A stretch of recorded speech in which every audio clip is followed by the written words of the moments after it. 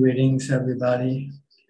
Welcome to another meeting where we discuss the Buddhist practice of charity, morality, and meditation. Everyone is welcome to join.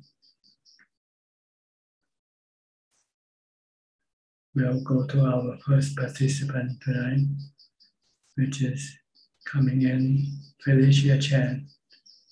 Felicia. Good evening, Ajahn. Today I don't have question. My meditation progress is good. Thank you for your Dhamma teaching. Okay, you're welcome. Really from Indonesia.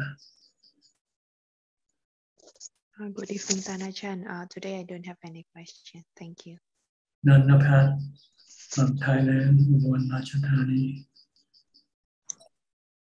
Namaskar ค่ะ ท่านอาจารย์ Tonight I don't have any questions ค่ะ Okay. Next, Yogwei from New York. Good evening, Ajahn. Yes, I can hear you. Go ahead. Yeah. My question is today is that now I keep my day off. I keep my 8%, and I still have to follow up for the permanent for the future. What do you mean for the future? For the future, the meaning is that now I could keep 2 days for permanent, and then the rest, if I keep the whole 7 days for the permanent. Permanent, yes. If you can do that, the better for you. The more precepts you can keep, the better for you yourself. Okay, after the 8%, and we have the procedure go to 10%, right? Not necessarily, because the 10 precept is actually 9 precepts. I mean, or the 8 precepts is already the 9 precepts. And there's another one, additional one, which is the handling of money. See, as a layperson, you still have to use money. But this is more for monks and novices who doesn't need to have money. So the Buddha prohibit monks from handling money, spending money, buying things by himself. If he has any money, he has to be kept by someone else. And if he needs to buy something, then someone else would have to do the buying for him. But as a layperson, you still have to feed yourself. So you have to go shopping and buy things. So keeping the 10 precepts will not be practical for lay people. So just the 8 precepts. Actually, the 8 precepts are 9 precepts. With the precept number 7, actually combine 2 precepts together. Entertainment, abstain from entertainment, and abstain from dressing, beautify your body with cosmetics and things like that. This actually are 2 precepts. But in the 8 precepts, they combine them to be one. So you don't need to keep the 10 precepts. Just keep the 8 precepts every day, and then try to do as much meditation as possible. Okay, thank you. Thank you. Okay. Next, Kok Seng from Singapore.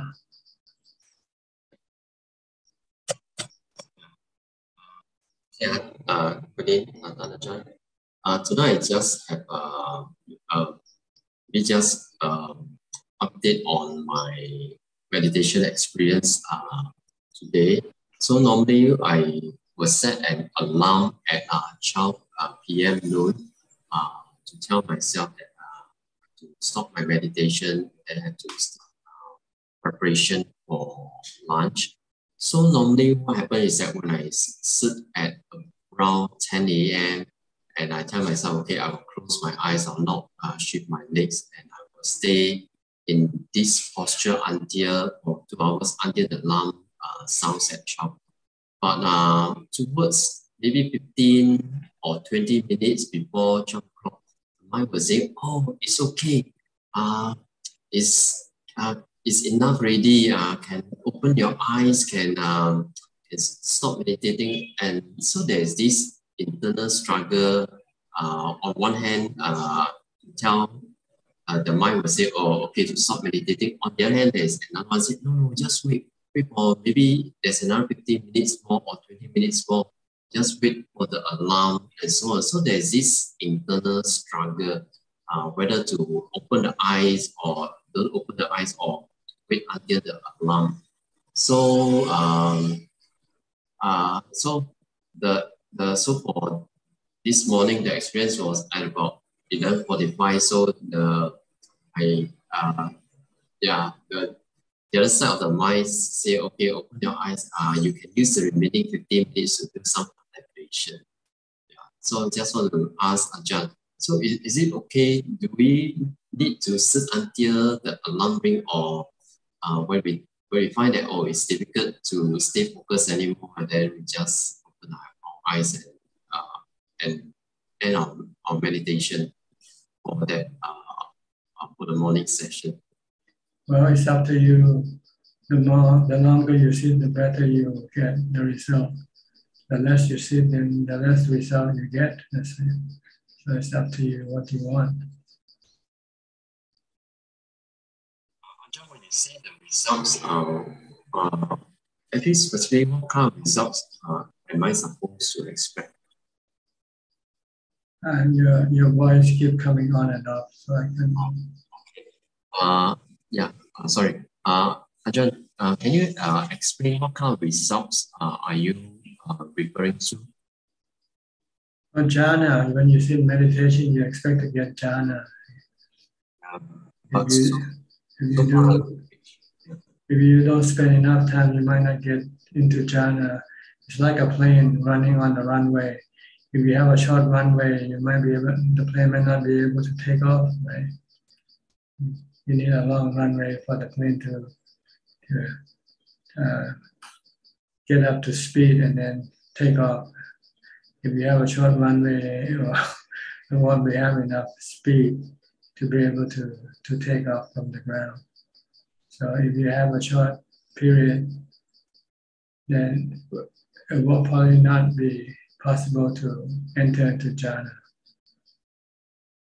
This also not only the one factor. Another factor is how good is your mindfulness also. So, but I'm just speaking in terms of time only. But in meditation, the quality of your meditation rely on your mindfulness. If you have good mindfulness, you may be able to enter into jhana in 5 minutes. So if you have good mindfulness, then you don't have to. But once you get into jhana, then you're staying there for a long time anyway. So if you want to meditate, then you should not be concerned with the time limit. If you're concerned with the time limit, then usually your defilement will use it as an excuse to distract you from your meditation and keep you wondering about what time it is. Is it time to get up? Is the clock dead or something? How come it's not ringing the bell yet? How come the alarm doesn't go off? So instead of meditating, you just keep worrying about the clock. During the Buddha time, there was no clock. See? You have to.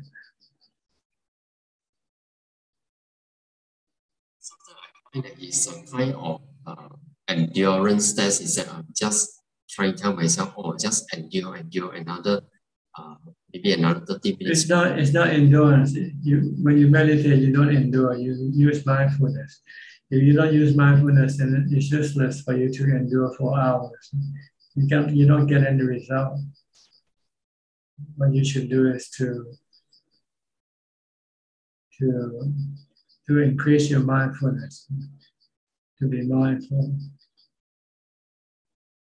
If you just sit there without mindfulness, you get the time of sitting, but you don't get any result from the sitting.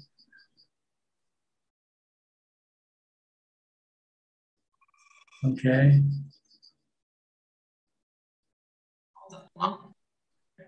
Try out tomorrow. All right. Then we go to Professor Kenneth from Switzerland. Are you on summer holiday now? Not yet. We still have a couple of weeks to go and then exams. So, but it's slowing down. Yeah. Middle of June is usually when the summer vacation starts, right? Sorry. The holidays start about in the middle of June. Yeah, then the end of June. And, the end of June. Okay. Yeah.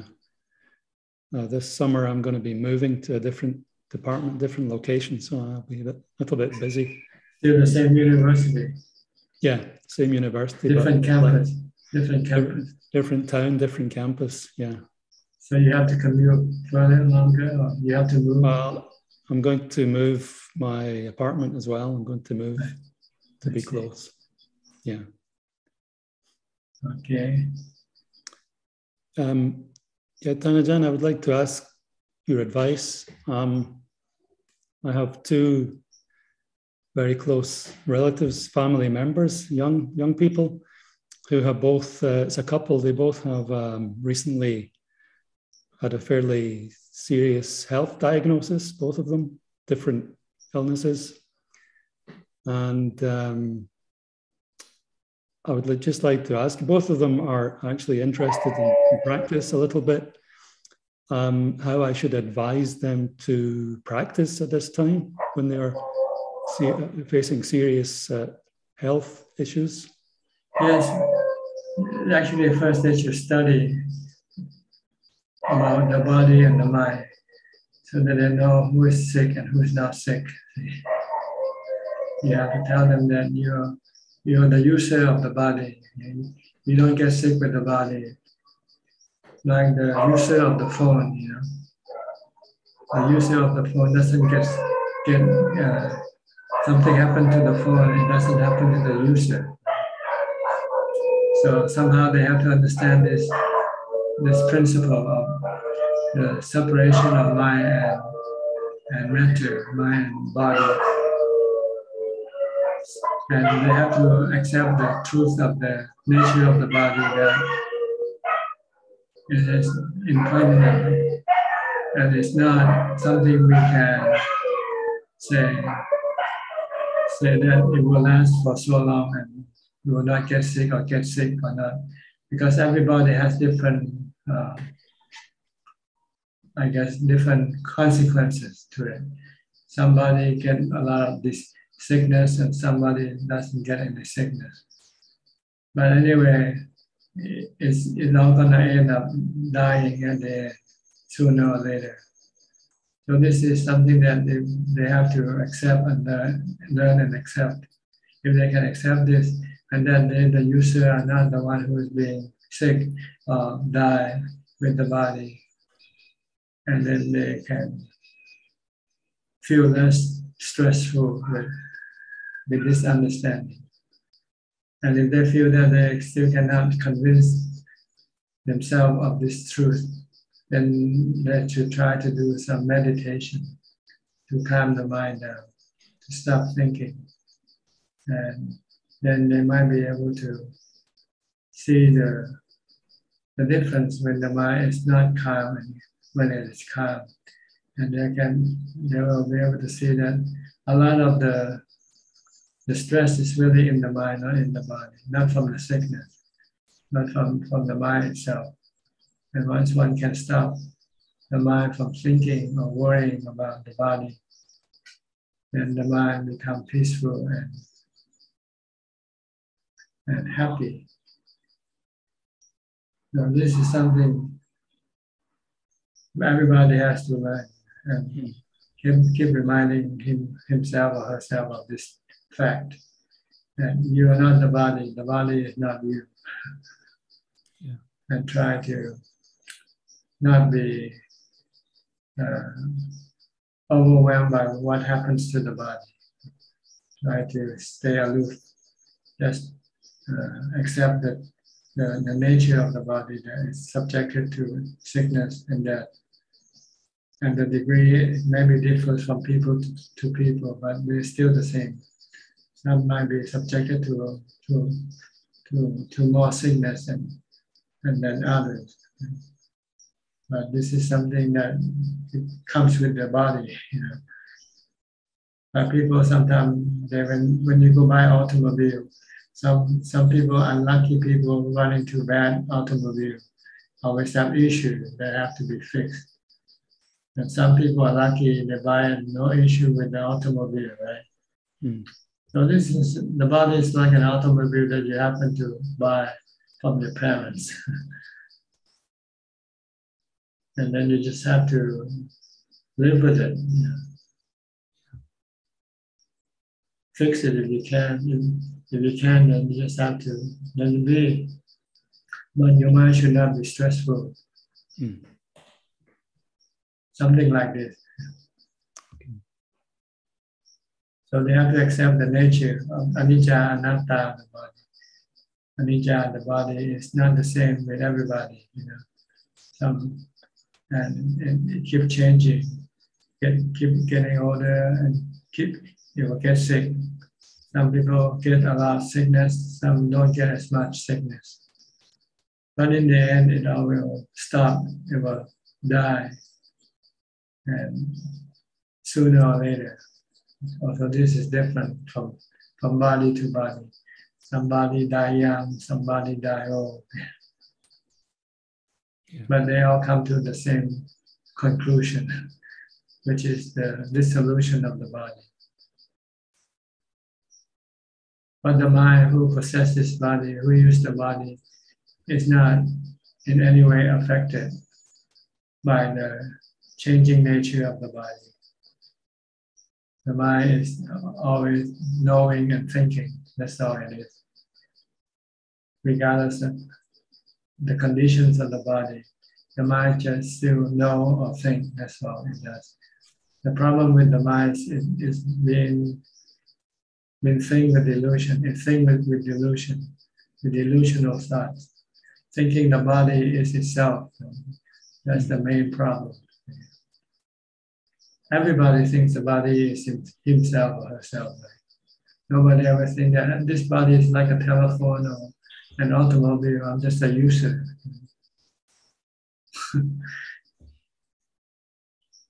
If you can have this perspective, then maybe the stress and the suffering in the mind will lessen. Maybe not entirely. You want it to be entirely, you have to be able to get to Ubeka through meditation. And your mind can just remain in non-reactive position, not reacting to anything that happens to the body. Merely accepting what happened to the body.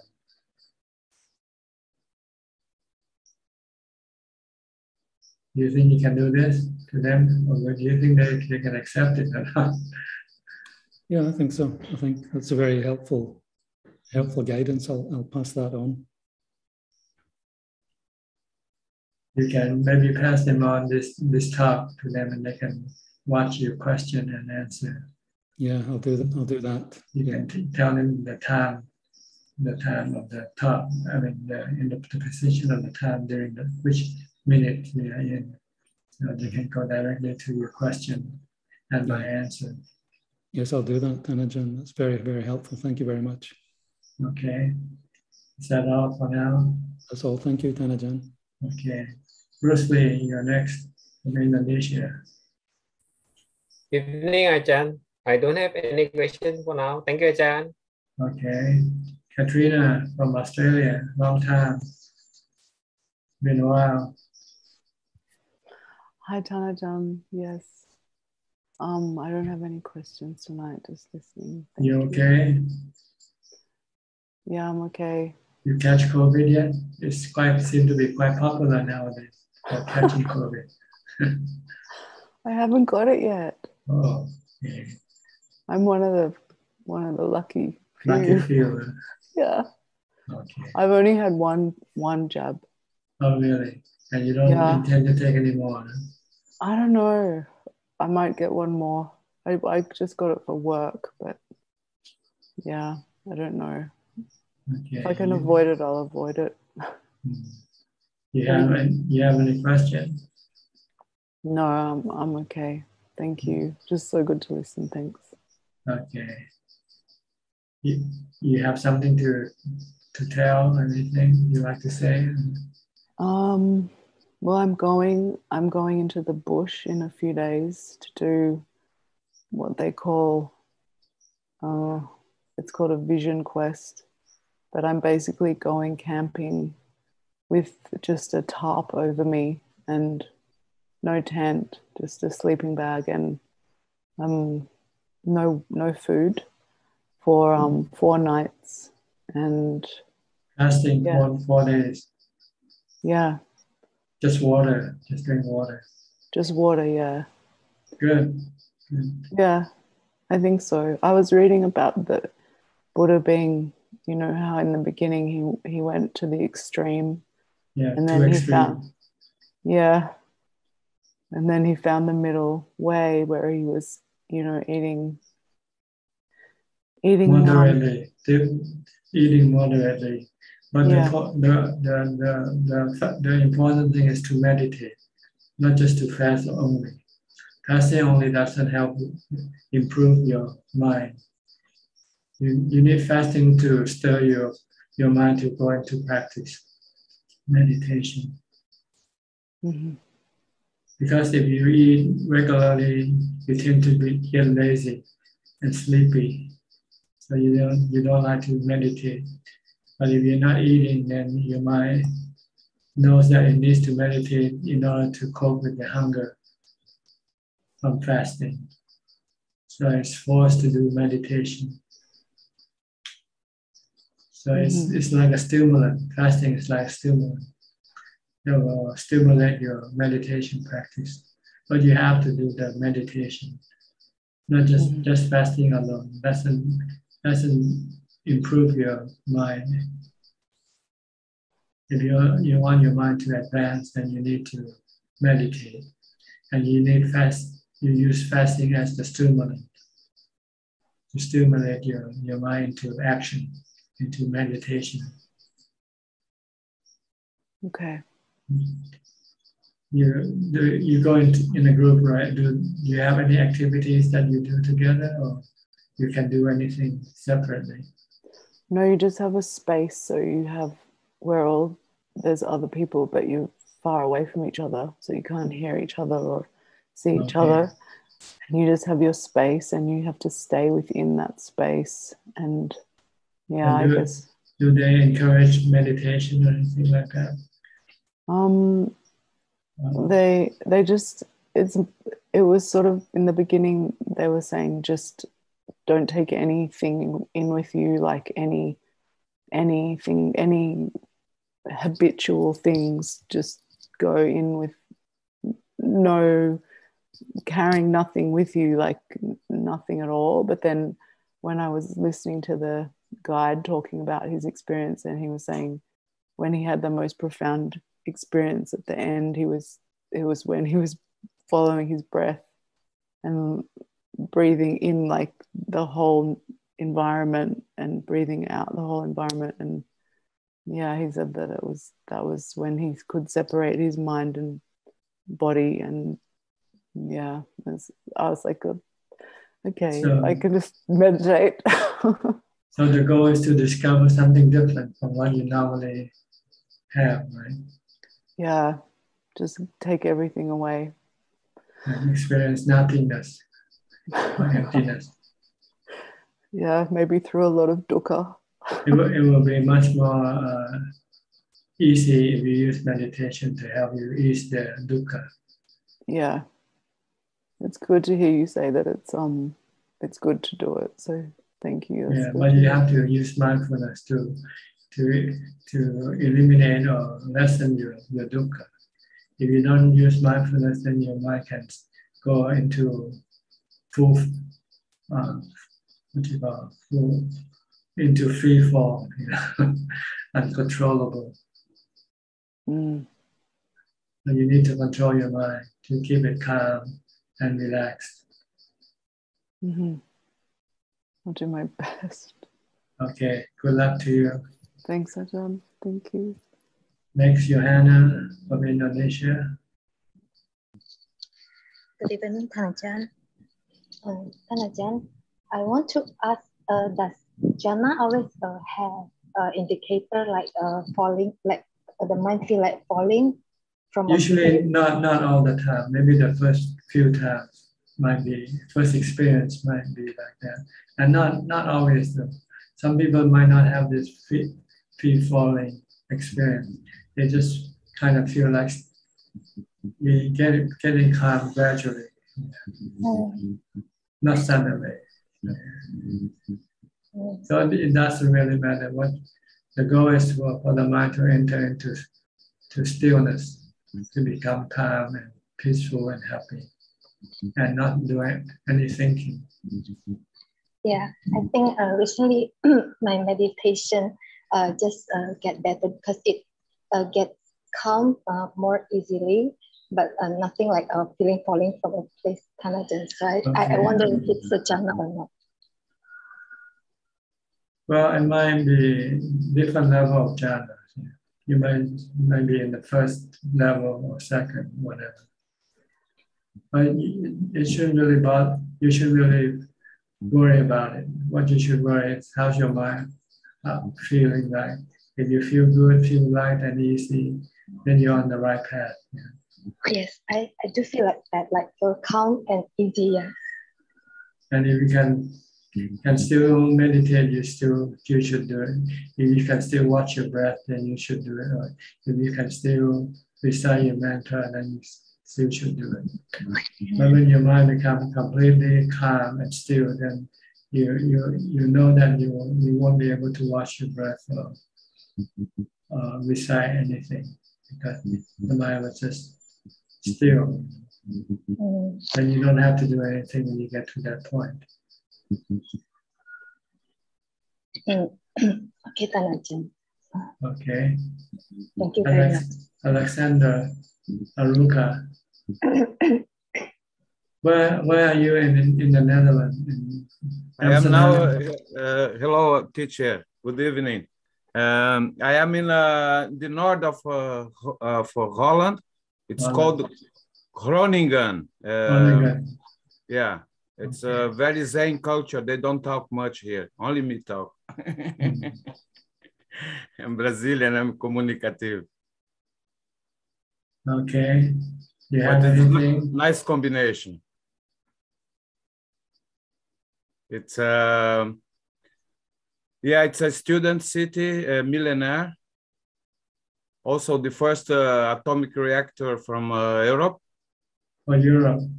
Yes, it was in the university because it's very old school, university, and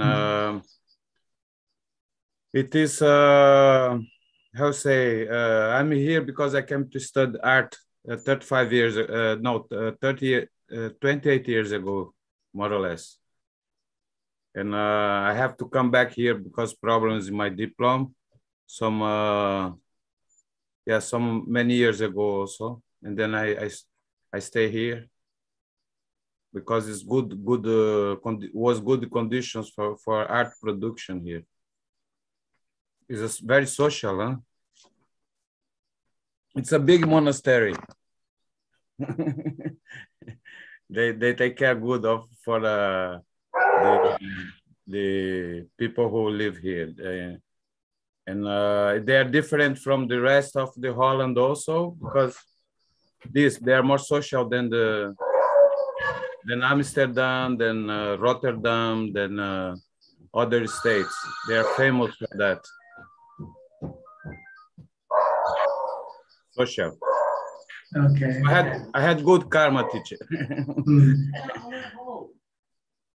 But I want to, yeah,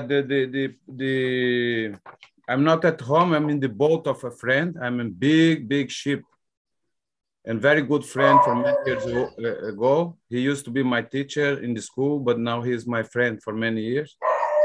And I bought my ticket for the day 7 of June. June. So yes. in a week's time, you'll be traveling to Thailand. Yes.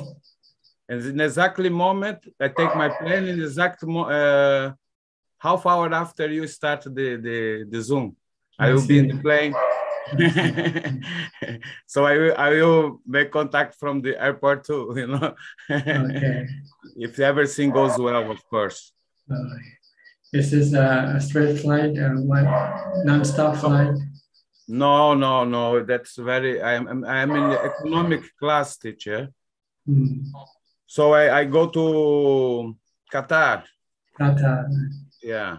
And then from there to Doha is the capital. Qatar. Yes.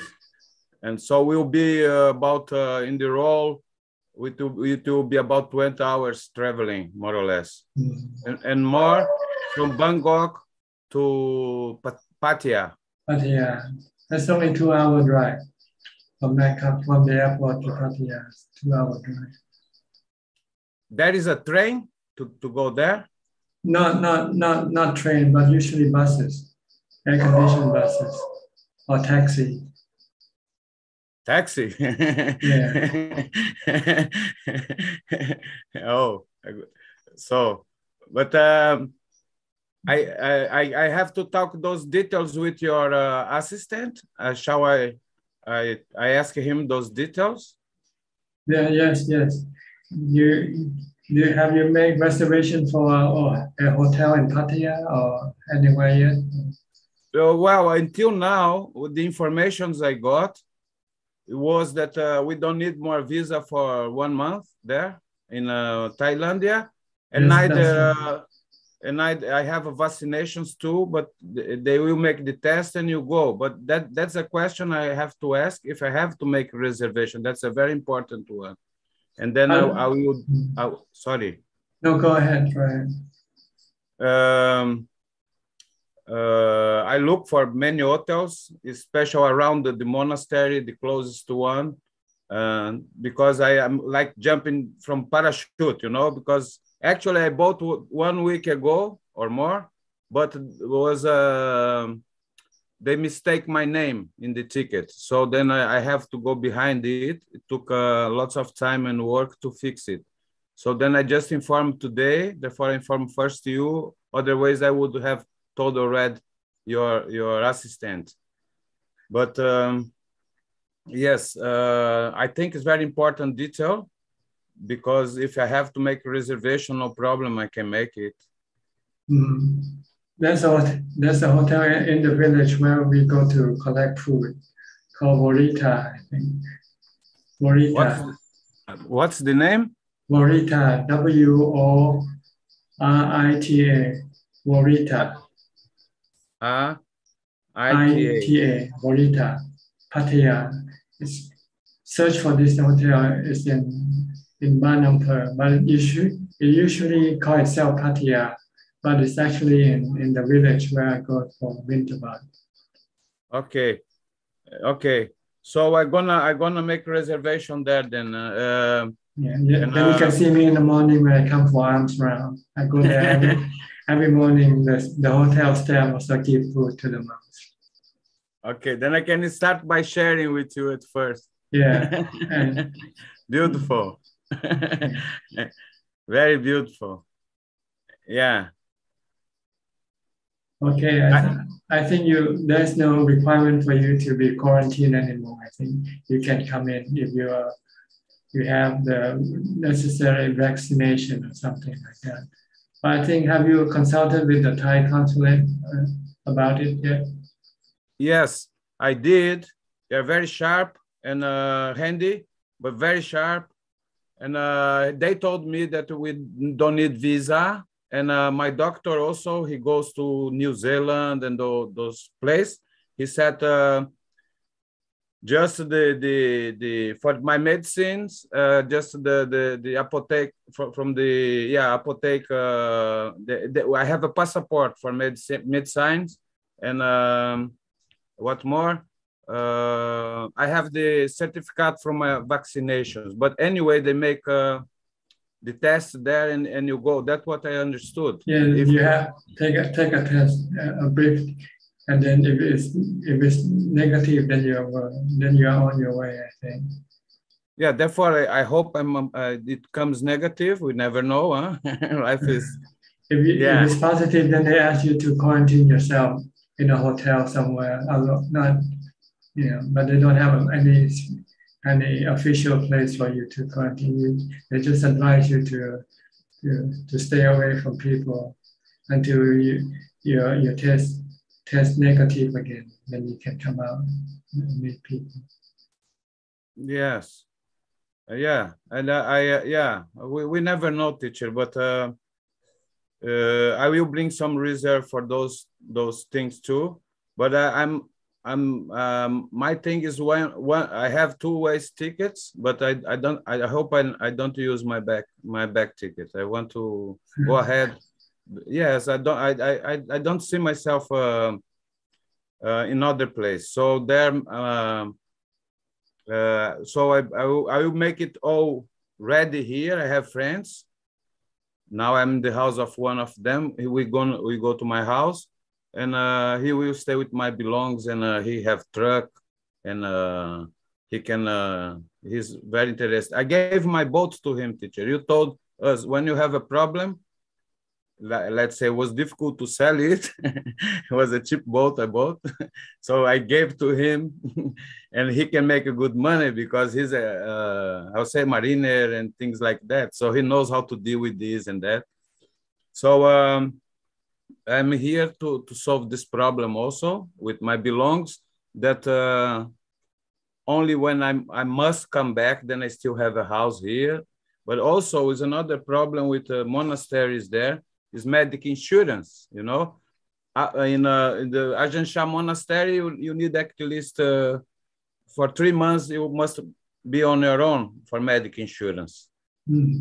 I can guarantee maybe 6 months, and I bring some money, maybe I can open there, but that's bureaucracy things. That's the only thing can happen that I have to come back. But for my own will and my own understanding and my experience of life, that's one-way ticket. Good. I hope you make it here and stay here forever. Yes, I go from Bangkok. No, I go from Schiphol, the airport from Holland. To Bangkok. To Bangkok. Airport. Take a bus or taxi to Pattaya. Yes, I will. And then I go to the airport of Jana Airport. Jana, okay. And Nibbana.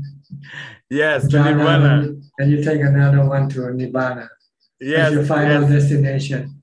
Yes, for sure. And I understood the necessity of the Sangha, teacher, to perpetuate is a straight line from Buddha teachings, huh? And I don't know how it could be without it. So when I praise the Triple Gem, now I understand much better. Therefore, I make this decision too. Good. All right. See you soon in about 7 days or 8 days. 7 days, 7 months, or 7 years. Okay. Then maybe we met in Nirvana, I hope. Okay. Sadhu, Okay. teacher, sadhu. Next, Belinda from Singapore. Sadhu to Alexandra. Sadhu. For his trip to Bangkok. Sadhu. You coming too? Have you bought the ticket yet?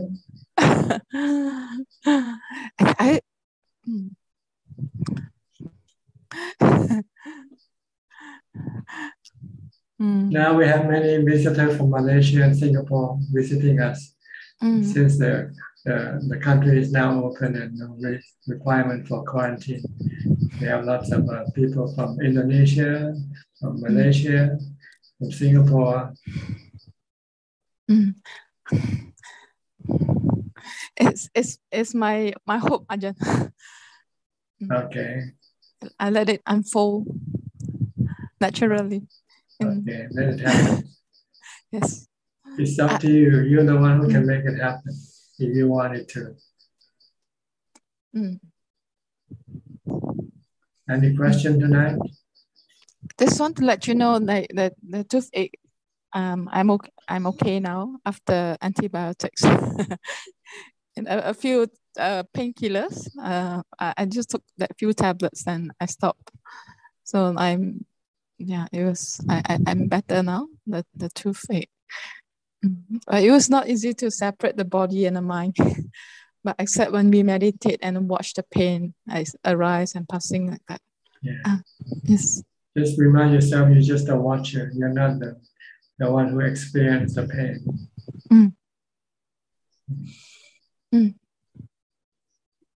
Okay. Thank you, Ajahn. Just take time and don't make any desire for the pain to go away. Yes. Leave the pain alone. So when there's stay. So when there's desire, then when we're aware that there's this desire that we want the pain to go away, we just know and then come back to the breath. And accept that your desire cannot make the pain go away, but increase more stress in your mind for having desire for the pain to go away. So you want to stop this desire so you can then eliminate the stress in your mind.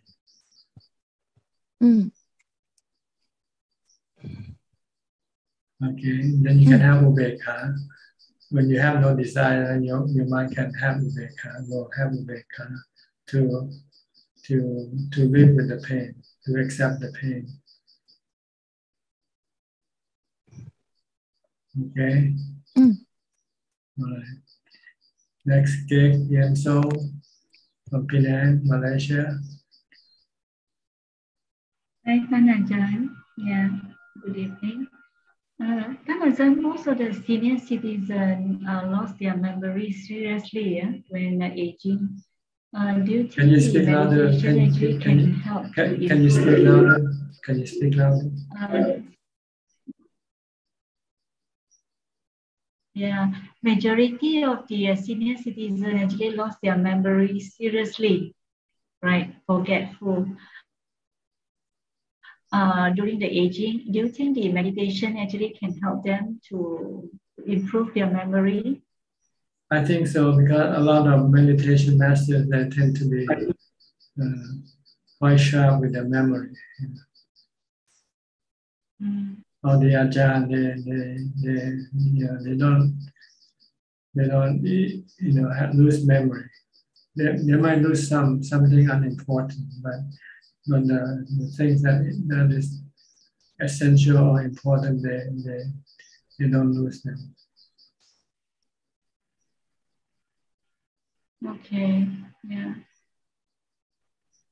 Okay. Yeah. Next, Matthew from DC. I think you haven't been in for a while. Almost a year, maybe, or longer. Yeah, it's been a while. Yeah, I just got home from a retreat at Forest Dhamma and got to see Ajahn Dick there, so that was good. So I figure it's good to go to these Zoom calls to keep in touch with the practice. How's the monastery? Quiet in the forest? Yeah, it's very quiet. Yeah, it's very nice. They have 6 monks and 2 novices and a nun there now. So it's grown since the last time I was there. And lay people also? When you were there, how many lay people? When I was there, I think there were about 8 lay people. Yeah, lay people. And you have all separate accommodation, or you stay in a dormitory type place? They have kutis in the forest, so they gave me a kuti. So you stay separate. Yeah, everybody stays separate. Yeah, everyone stays in their own kuti, or sometimes they have platforms for a tent. Good. And meals, you get it from the kitchen. Do you have a kitchen? Yeah, there's a kitchen. every morning we wake up and prepare food for the monks because it's pretty far away and there aren't as many lay people. Like lay people come and, or I mean, not as many Thais that do for. Monks don't go out to collect food, do they? Do monks go out to collect food? Yeah, they do. They do. There's a Thai couple that bought a house close to the monastery.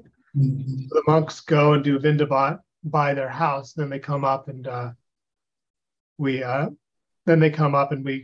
put food in their bowls, and then they go into the sala, and we serve them the food that we made. Is that the only one house that gives food, or there are other houses as well? You'd have to ask Ajahn Dick. I think there's just one, but like it's pretty far away from the town. From the town. Although on Sundays usually Thai people come up from Roanoke and I think Lexington too, to bring food for the monks like once a week. Mm. Yeah. But you have enough food to eat? Oh yeah, there's plenty. Yeah, everyone. Yeah, we prepare enough food for everyone in the morning at the kitchen. And eating once a day? Yep. One meal a day. There's kind of a pana snack that we do at night, like around 8, like the monks and everyone serve like, allowables. Do you have any meditation meeting or you meditate separately? We chant and meditate at 8 p.m. Every night. Pretty much. I see. Yeah, group meditation, group chanting. Yeah, there's group meditation and group chanting at night. For about 1 hour, I guess, or longer. Around there, we meet at 8, and there's kind of a short kind of discussion, or sometimes we just sit quietly, and then when Ajahn Dick is ready, we all go to this main hall in the sala and chant, and then sit for about an hour. Everybody, including the monks. Yeah, including the monks. Okay, and then sometimes Ajahn Dick will then give a talk or something. He doesn't really give formal talks. He does there's like a question and answer session before, or it's interesting, like the way he does it. It's a lot more. It's very informal. Good. How long did you stay there? Just 5 days this time. Mm-hmm. Then I try to go up for a week in 2 or 3 months. Good. Do you find it beneficial? It helps your meditation practice? Absolutely. Yeah, it helps a lot. Get to sit, get to practice, get to do a little bit of work as well. It's good to be able to build something at the monastery, and like I built I built a box with one of the monks, or helped paint it and install it, and it's too cold for a Bodhi tree there, so they have a Bodhi tree in a pot, and they bring it into the sala in the winter, and then in the summer when it gets warm enough, they bring the Bodhi tree out and put it in the box for display. So I got to help put the box together, and they now the Bodhi tree is out because it's warm enough, but it won't survive the winter, so it goes inside. So, do you have anything to ask tonight? No, I think I got all my questions answered at the monastery. How's your partner? Is she still around? Yeah, she's good. She's at work right now. Like she has to leave for work during this time. Okay. If nothing else, I would then go to Diana, okay? Okay. Diana, you're next. Wales, England. Hello, Thanashan. Good evening. Yes. How are you? Good, thank you. Yes, I'm all fine here. I have been thinking about emptiness. When we meditate on emptiness, when in life we often run away from emptiness by buying things or eating things, but in meditation it's a place for peaceful and embracing. Yes. Yes, peace and happiness. True peace and happiness is in emptiness. The Buddha said Nibbana is the absolute emptiness. Nibbana is the absolute emptiness. And there's nothing, even no body, not even the body, just the mind alone by itself, and not any defilement either, no defilement either, no greed, hate, or delusion. And we can rest in it. Yes, your mind will be at ease in that position, natural position. You don't have to act. It's just a natural place for the mind to be in. Thank you, Tanajan. But you have to go through the resistance of the defilement. The defilement doesn't want you to go into emptiness. The defilement wants you to go to the central objects. Go to see, to hear, to drink, to eat, and to socialize. So you have to fight against these obstacles that they put up. It's a very big battle, Tanajan. Yeah, sensual pleasure. It's one of the obstacles that prevent you from going into emptiness. One of the 5 hindrances is sensual desire, sensual pleasure desire. So you have to keep the 8 precepts, because the 8 precepts will force you not to go after any sensual objects. Okay. Thank you. All right, you're welcome. Next, Gary from Singapore. Good evening, Tanajan. No questions from me tonight. Okay. Go to Alfredo Rebecca from Brazil, Sao Paulo. Hi, Bante. How are you? Greetings. Good to see you. Good. I take off 2 chiefs. Anicca. Nothing lasts forever. Yes, I'm okay. One take off last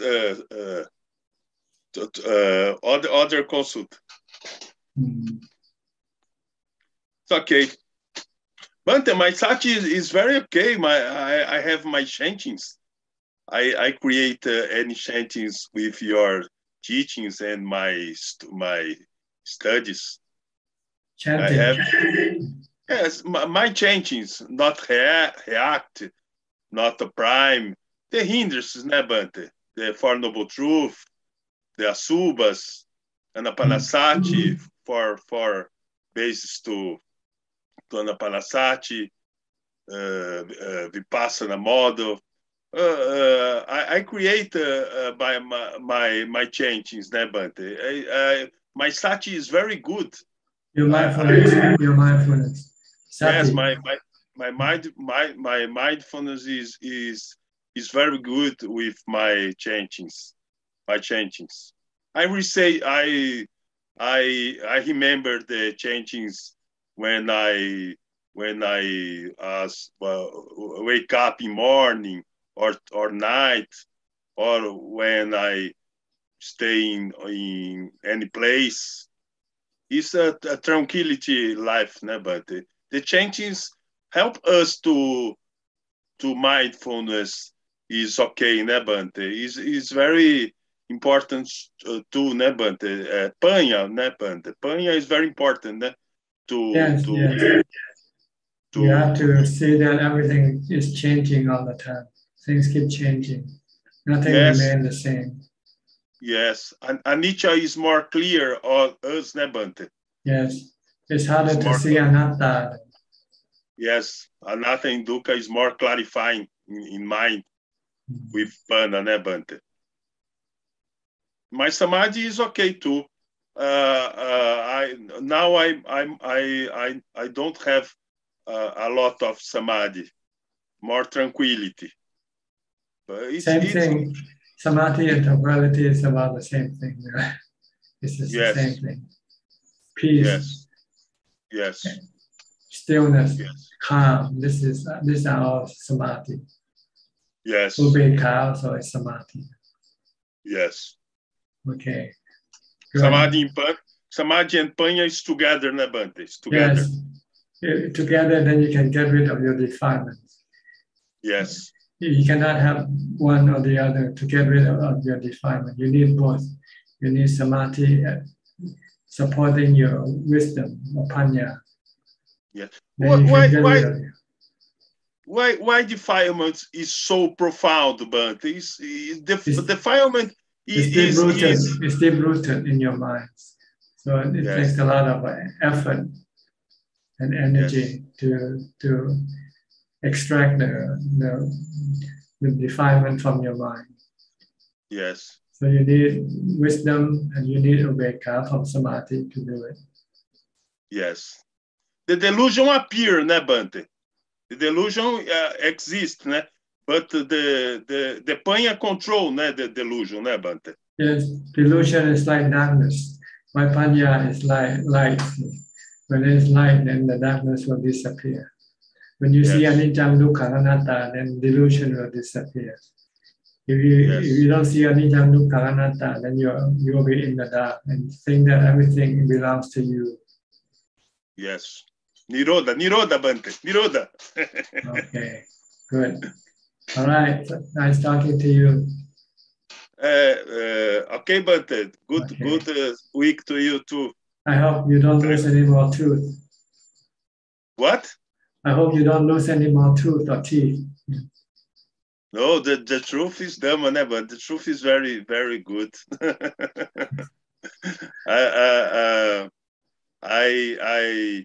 I am more compassive with the world, but the war in Russia, China, Japan, the world is very catastrophic. But the Dhamma is not catastrophe, but the Dhamma is tranquility. Yes. Okay. The world is problem. The Dhamma is not a problem, but I don't happy with the word, but I don't happy. The word for me is not so good. The word is dukkha. The word is dukkha. The word is very dukkha, very dukkha.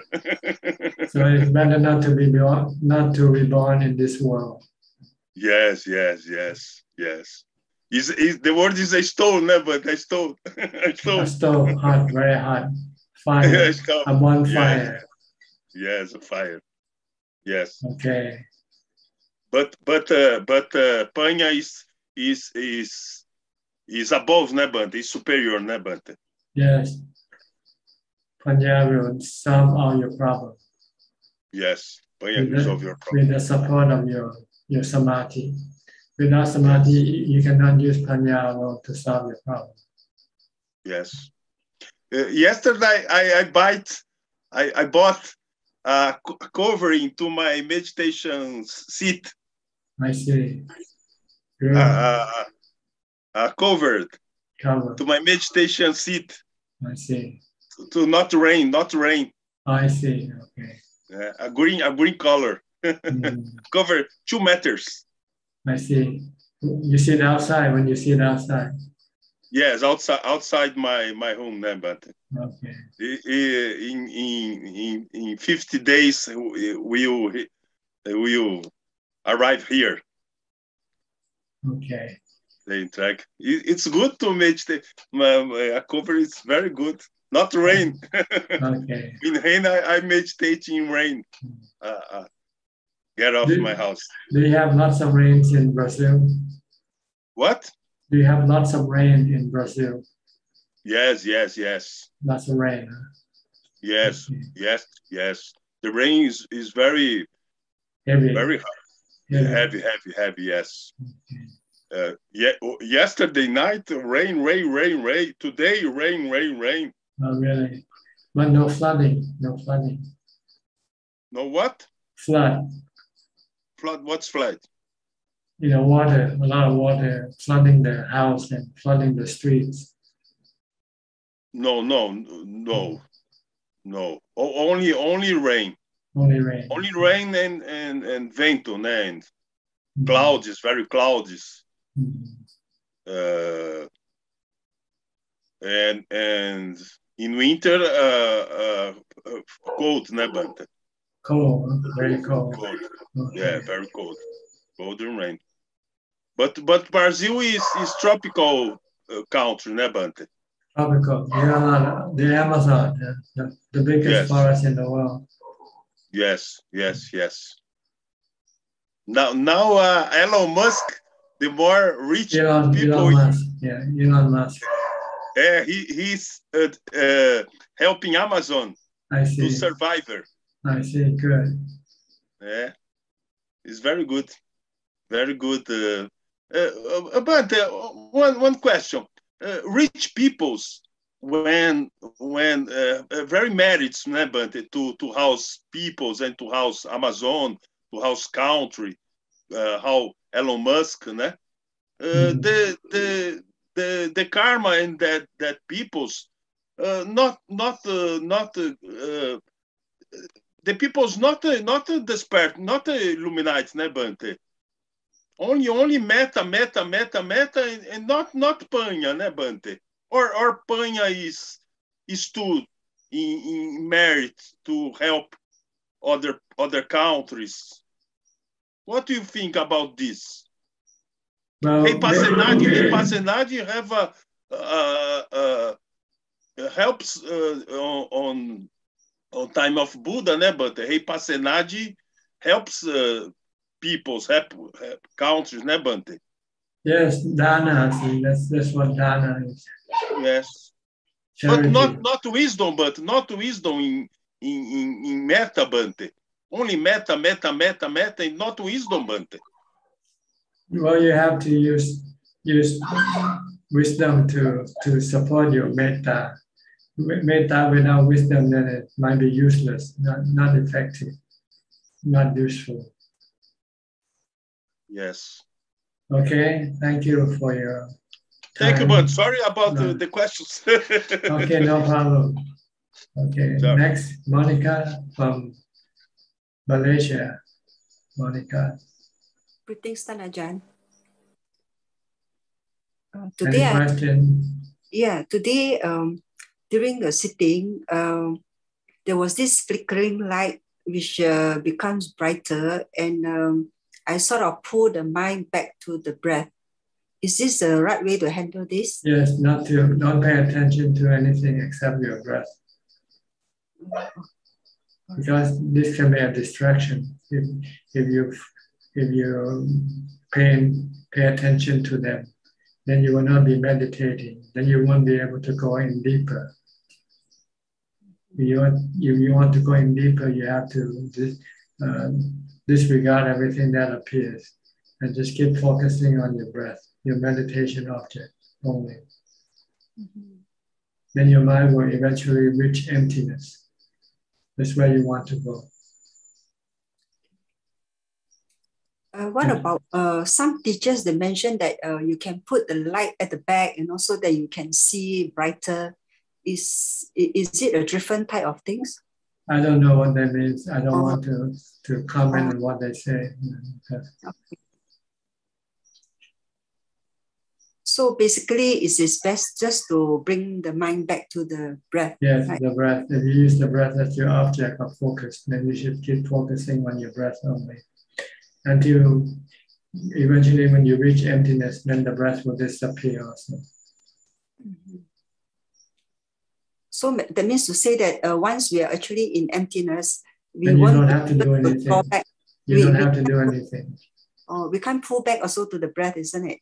No, because you don't. Unless you really force it to, but So that means if we can actually pull the mind back to the breath, that means it's still quite near to, it's quite intact with the body, isn't it? Yes. But once you go in deep, then you almost disconnected from the body temporarily. So by then it's just let the mind be as it. Then the mind will just be in a reposed position and you just have to do anything for a while. Just take a break. Okay. Right. But very happy, very peaceful. Yeah, true. Yeah. But the mind is always very restless.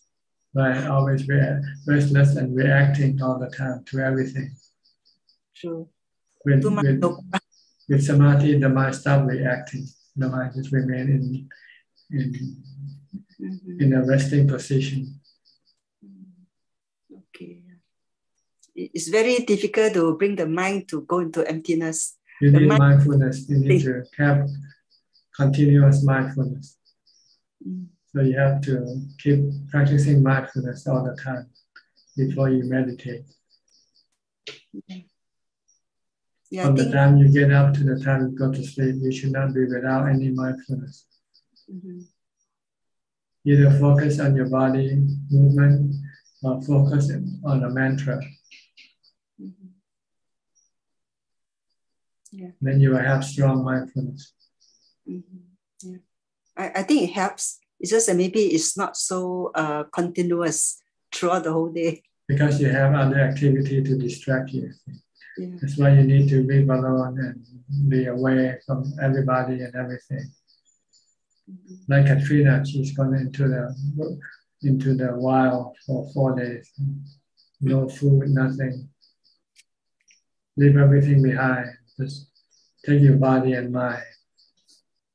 And maybe some water. And a tent or something to sleep in. Then you will be able to establish mindfulness all the time. But it doesn't happen automatically though. You still have to use a lot of effort to restrain your mind.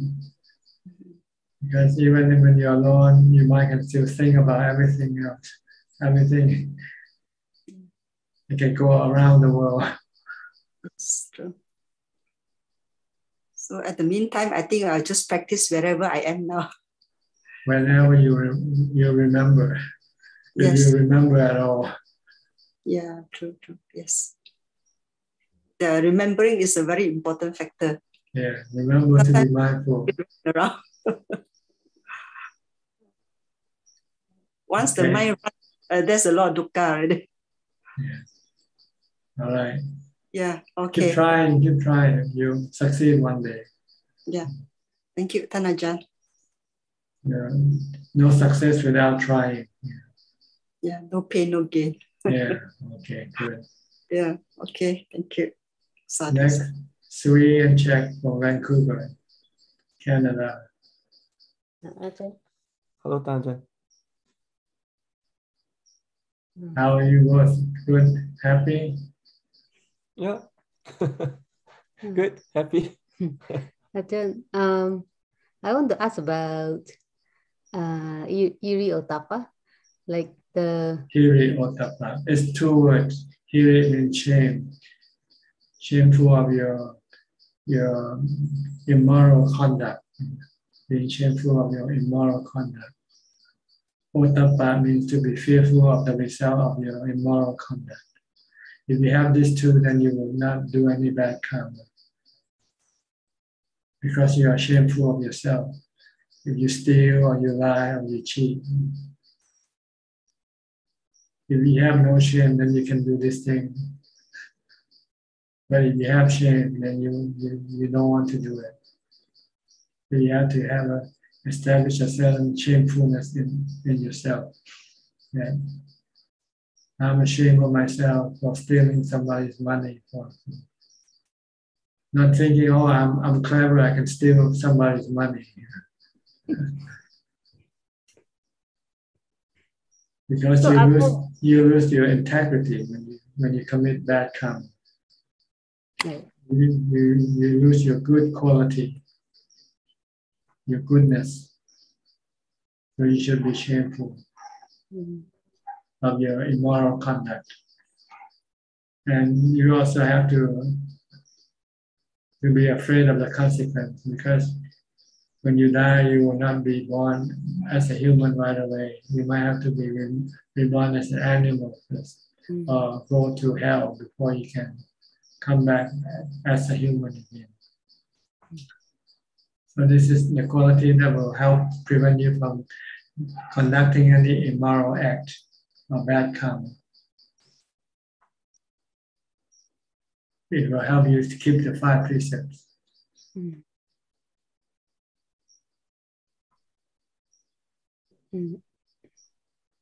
Ajahn, so like, but shameful and fear is not a good emotion, but in this case, it is a good emotion. Like yes, it's like a knife. They can use it to protect yourself, or you can use it to hurt yourself. It depends on how you use it. Oh.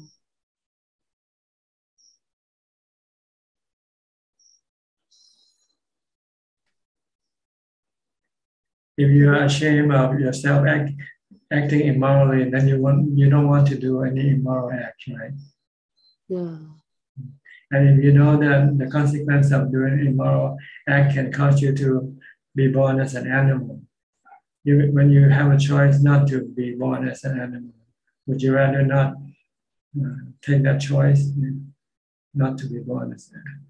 If you know that by doing bad karma will be the cause of your bad rebirth in the lower realm of existence.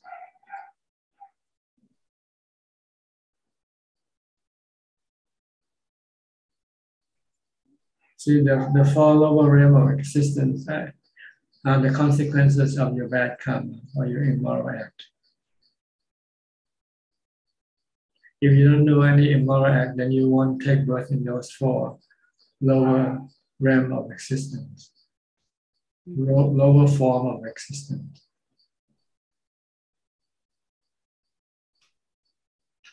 But you cannot see it, so you have to rely on the teaching of the seer, like the Buddha, who have the wisdom and the inner eye to be able to penetrate, to see the truth of the mind, what happens to it after death.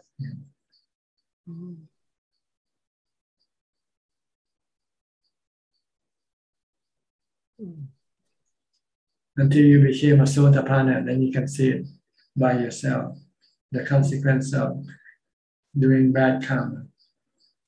Then you will never do any bad karma from that point onward.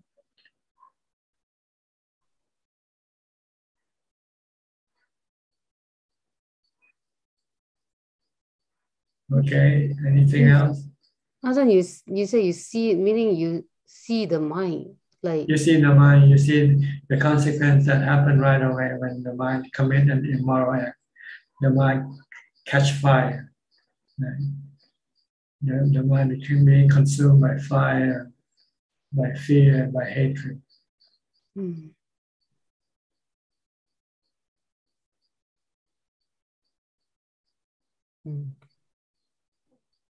So, Ajahn, this is how a Sotapan see, then he won't commit anymore. That's right. It's like when you're hitting something with your head, you don't want to hit it again, right? If you walk and then you hit something on because you were not looking and you hit something, the next time you make sure that you're not going to hit it again, right? Because you see maybe there's something that on the path, on your path, and so every time you come to this point, you will look up first before you move. So the same way with a Sotapanna, you see what happens to his mind whenever he commits any bad karma. Oh, okay. You see dukkha arises in his mind when he performs any bad karma. Yeah, okay. In his mind, like he doesn't care about the body anymore, but it's in his mind. In his mind, yeah.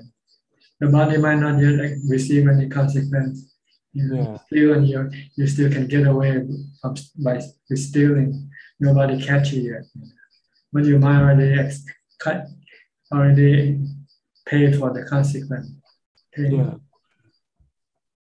The mind will start to feel bad, worry, afraid, might get caught. Yeah. Ajahn, like if we don't we are not noble disciple, we don't see it and we keep hitting the rock on the head, it's because like we just don't feel the pain, or we don't see the rock. We don't have enough mindfulness to see the anxiety and the suffering. We know we're not happy, but we don't know what happened, what caused us not to be happy. Oh. What caused us to have anxiety and worry, and namely on the dukkha. They all arise from your bad action, your bad karma. And also other things, your craving, your defilement also can cause dukkha. Also. But they usually go together. Usually cravings and defilement will initiate bad karma. Not always, but usually. Even with good karma, when you have defilements or cravings, your mind already starts to feeling agitated. When you want something and you're not getting it yet, you might be a little bit anxious, worried whether you will get it or not. And once you get it, you also become worried and anxious whether you will lose it or not. So this Sotapanna, every noble disciple see this in their mind all the time. So they try to get rid of all the causes of this dukkha. And then they'll discover they are arising from the 10 fetters.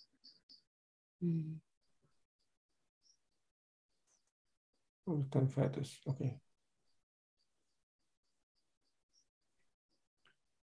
Okay. Okay. All right. Next. Alvin. Good evening, Ajahn. I'm just listening, no question. Thank you. Okay. Suchart, are you hearing? Are you listening? Okay, turn on your microphone. Yes, I heard that. I'm sorry. Give me a moment, a little bit. It's Are you working? Yes. Okay. Yes, I'm working with my boss, and everybody's nice. So let me play around. Let me play and listen to the monk, listen to the Ajahn. So I very appreciate. Been doing it together for a while, so they trust me about this, and I also really appreciate for they're doing that too. So I got that. For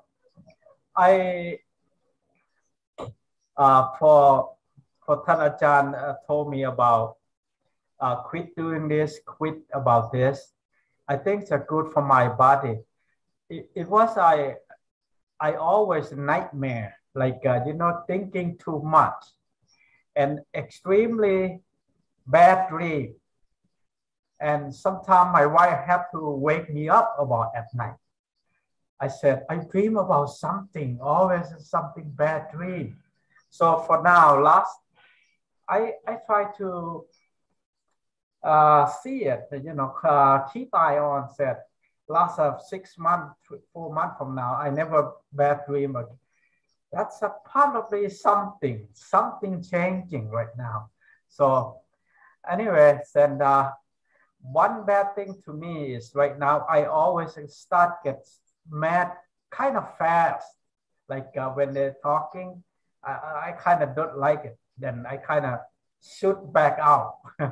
So that's what I tried So that's what my that's what my problem. I mean, yeah, you should do more meditation. Meditation will calm your mind down, and then the mind will be not easy to get angry, and you won't have nightmares or bad dreams. okay, and yeah, it kind of very hard. It's tough for control mind.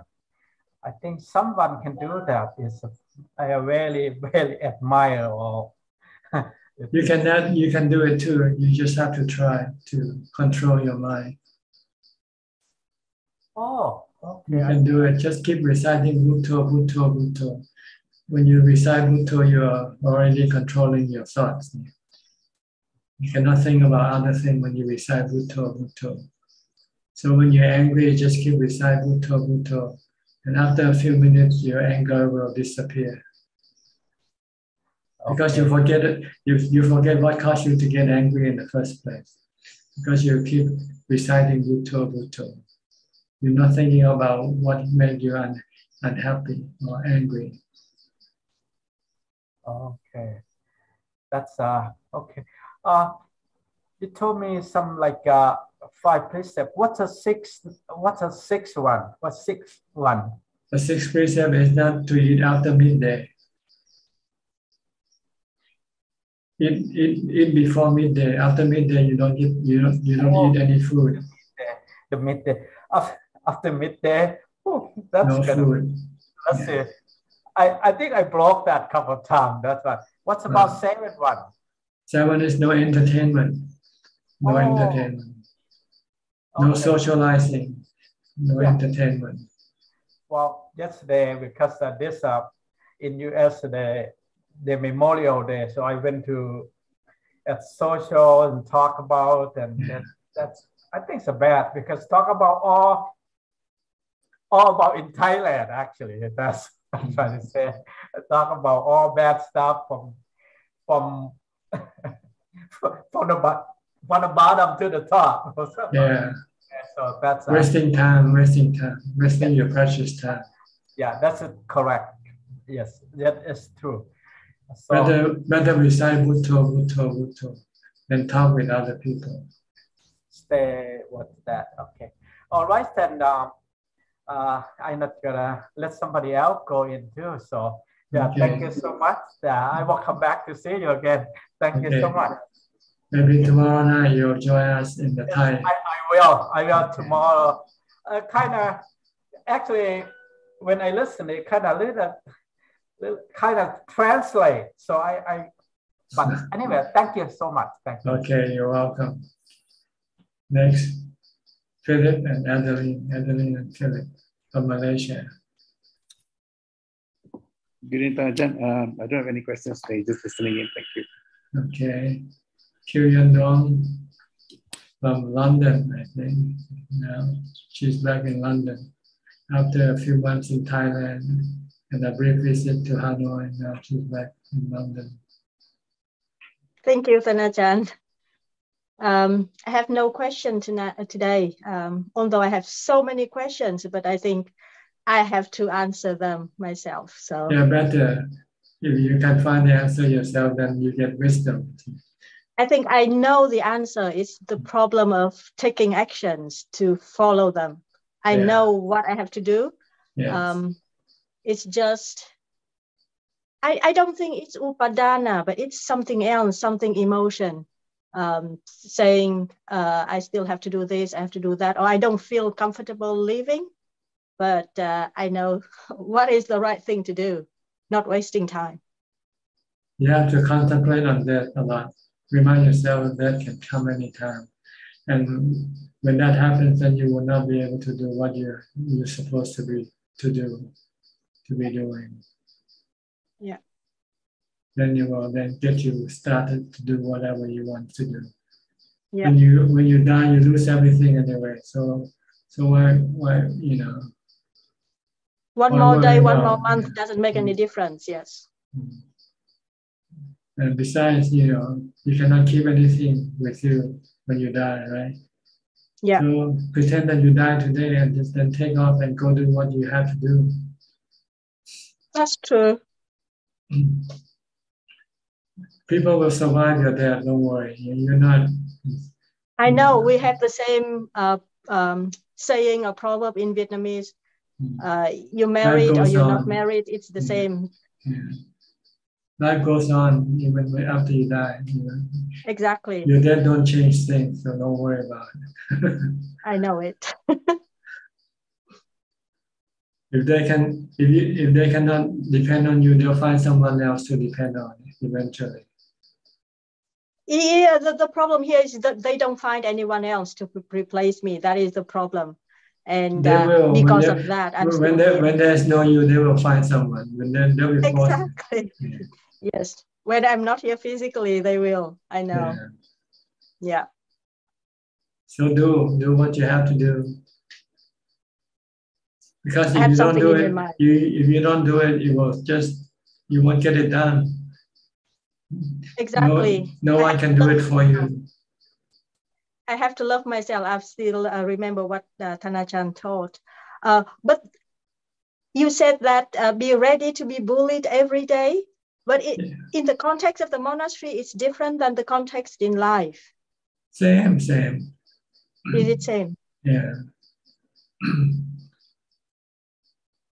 But like, even if you not suffer, but like if you try to put up with it here, it doesn't go anywhere. It doesn't, like in the monastery, you feel, oh, you put up with it, you gain something.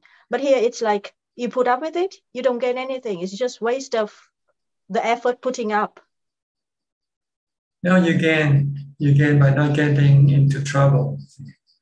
If you react, then you're getting more trouble than not reacting. Right. You have peace. You have peace of mind. Let them bully you, and then your mind will become peaceful. But if I'm successful, like I put up with it and I don't react, then I should be happy, and I should be able to stay here forever. No, you won't be happy. You won't be happy. Okay. You will only be happy when you meditate. Right. No matter how much money you make, it will make you happy. True. It might make you be cheerful for a day or two, but then after that, everything come back the same. Return to the. It's true. Yeah. My purpose here is not money. It's just taking care of them for a while, but it doesn't go anywhere. They should learn to take care of themselves. The Buddha said, "Attahi atano nato." Yeah. You are your own refuge. Yeah. You're spoiling them by taking care of them, looking after them, so they don't look after themselves. Yeah.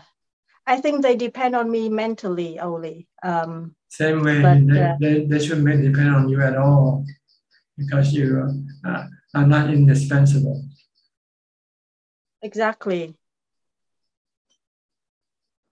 One day you're going to be gone. One day you're going to be gone. So it's better to train them now, to let them know that you're not going to be here forever for them. Yeah.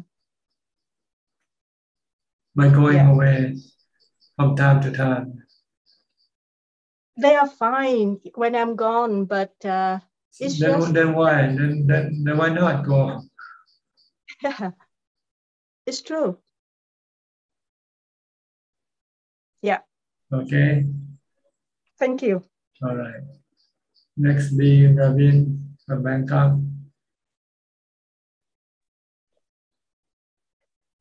Hi, good evening, Thanachan. Can you speak louder, please?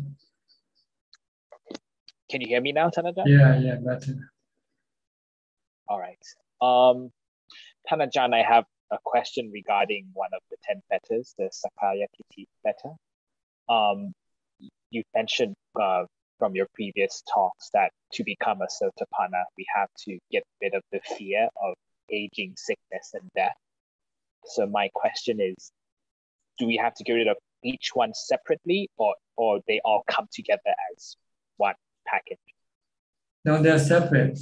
Sometimes people don't like to get old. Sometimes people don't like to get sick because they don't like the painful feeling that they get from sickness. And people don't want to die because they lose everything. So they are three separate. But all based on the body. Having no body, then you won't have aging, sickness, or death, or separation. So you have to do them separately. So when your hair start to get some white color, then leave it alone. Don't dye it. If you got wrinkles or you appear to get old, looking old, ugly, just leave it there. Leave it alone. This is not yourself. The body is not yourself. You are not the body.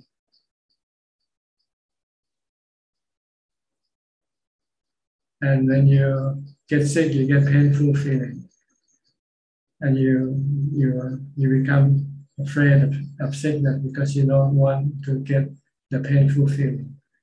So you have to learn to live with the painful feeling by meditating and let the pain arise and not getting up, and try to teach your mind to treat it like sickness. One day you're gonna be sick, and no matter in whatever position your body is, the painful feeling will not disappear.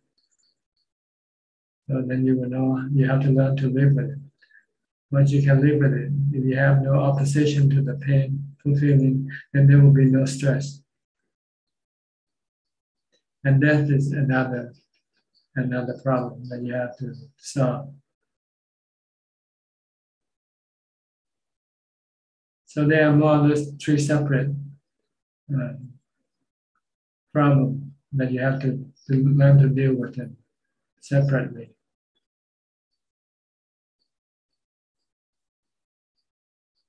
All right, so this is something where I need mindfulness and meditation and wisdom to get rid of this misunderstanding. Of this fear of aging, sickness, and death, and also separation from your loved ones or your possession.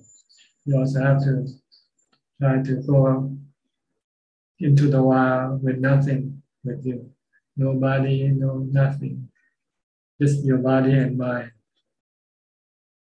Like going to the mountain and stay for a few days to test yourself whether you can deal with this or not. Separation from everything that you have, people and things.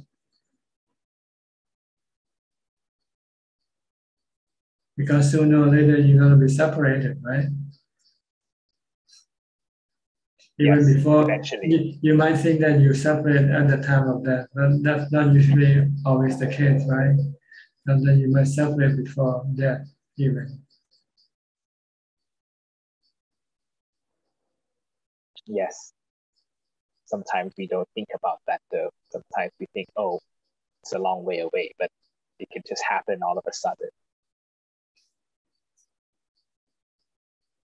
Okay, does this answer your question?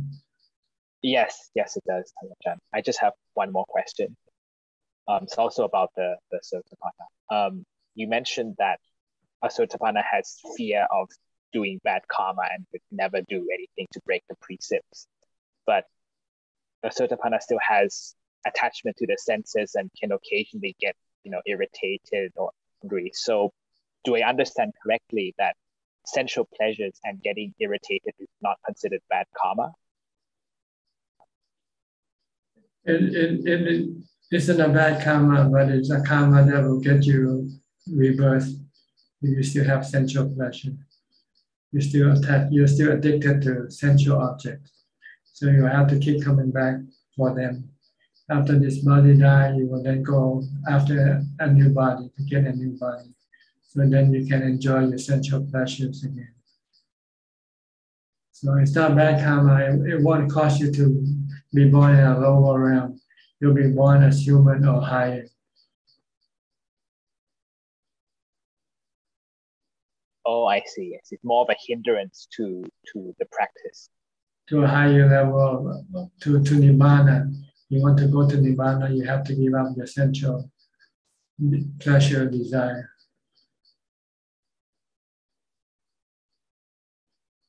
Oh, all right. And that is achieved by Asupa.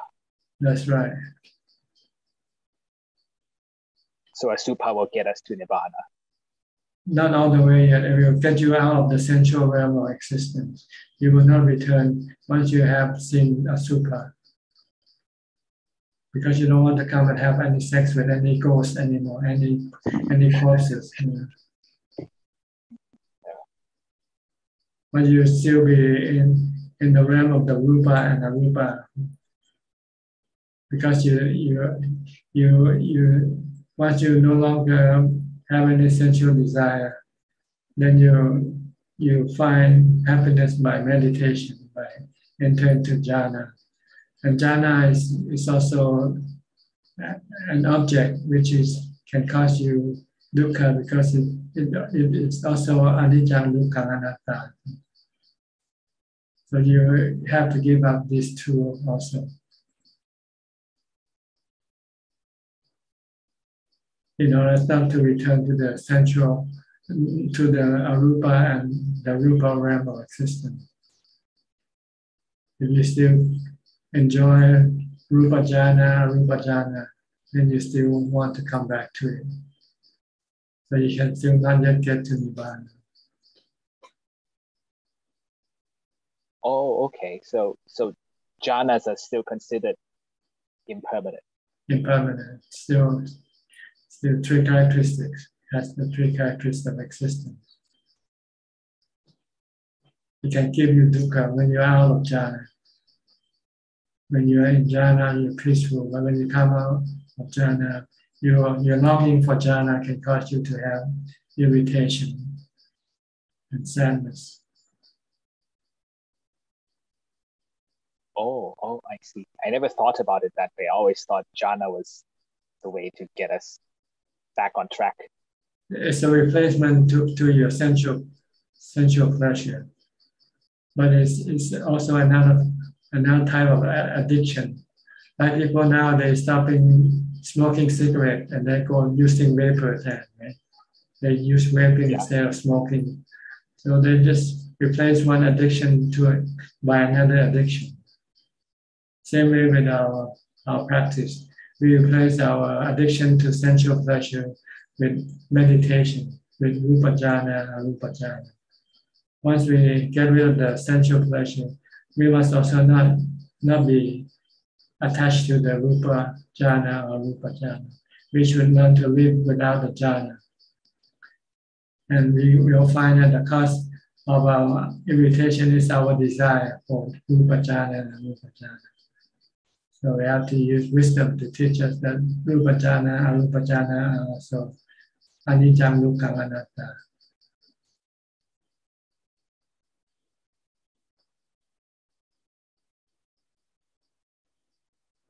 Okay. Yes, understood, Ajahn. Once you can see this, you also get rid of avijja, the other remaining factors. Mana and I think it was restlessness. And restlessness.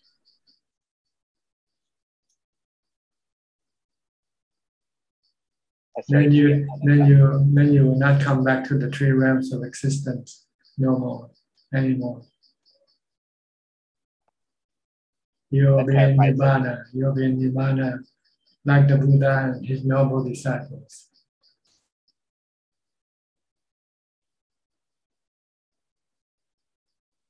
Okay. That clarifies everything. I previously misunderstood that jhanas is the way out of everything. Now I understand that they are impermanent. It's a tool for you to get out of sensual realm of existence. But you must not be attached to the truth. You have to give up the truth when you have accomplished your mission. Once you have.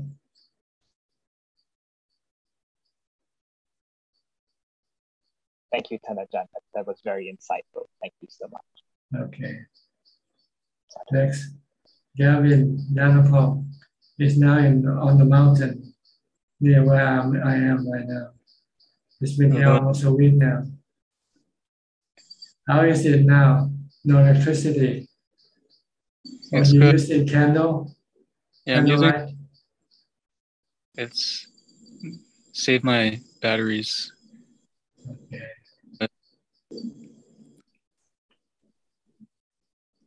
Very quiet up there, huh? It's very nice. It's kind of like camping, but I realized that the conditions here are pretty perfect for practicing. And my practice has really improved dramatically compared to being at home. Yeah, the surrounding is different and it can give you different results.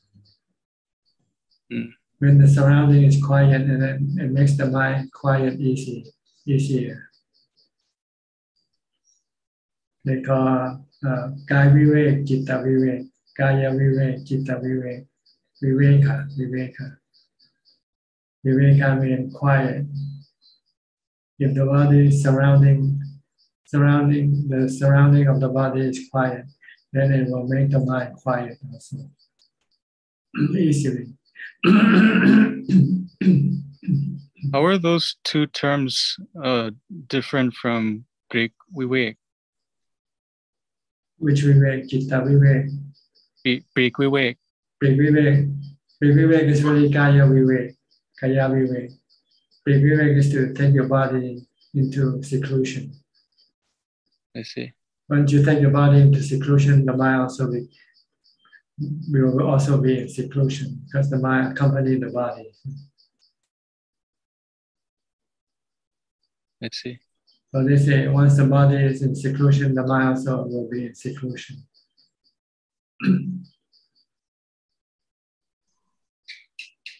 But not always so. Sometimes the body is in seclusion, but the mind can still be in Bangkok or in a bar somewhere, in a restaurant somewhere. If you don't have mindfulness to restrain it.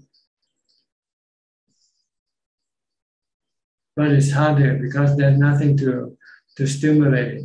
If you're in the town, then there are sound and smell and things that can easily stimulate your interest in these places. So you have to be away from all this stimulants. I'm a little worried about after tomorrow night when I have to go back, as far as at least maintaining what I have now. Since You'll lose it, so you have to keep coming back.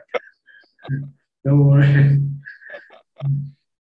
Unless you are very protective and try to stay mindful all the time, then you can protect it. But if you're not mindful all the time, then you will lose it sooner or later. Slowly. The first few days when you return, you feel different. But after a while, everything becomes the same again. Then you know it's time to regenerate your seclusion again. So you have to keep coming back. One trip is not enough. This is a long-term therapy. I hope to come. Do it monthly or something. Every month comes and stay for a week or longer if you can. And then eventually you want to stay for a long time until you feel that you can maintain your mind, your calm, your tranquility. Then you can go out. Then you can go back to where you came from. But you don't want to go back anyway. Once you find peace and happiness. Who would want to go back into the bonfire once you get out of the bonfire? Yeah. The Buddha say sensual objects of fire, and they are like fire. Rupa are like fire. In the fire sermon, I think, in the fire discourse. Have you read it? I haven't read it. Yeah. I'll have to do that when I get back.